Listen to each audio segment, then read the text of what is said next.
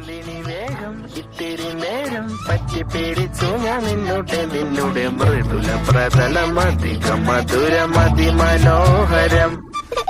മാനത്തെ അമ്പിളി ചേലത്തെ കൊമ്പിളിൽ കൊണ്ടുവരാനായി സാധിച്ചില്ലെങ്കിലും കാറ്റിലും കോളിലും കൂട്ടു പങ്കിടാം ഞാൻ മതി വരുവോളം.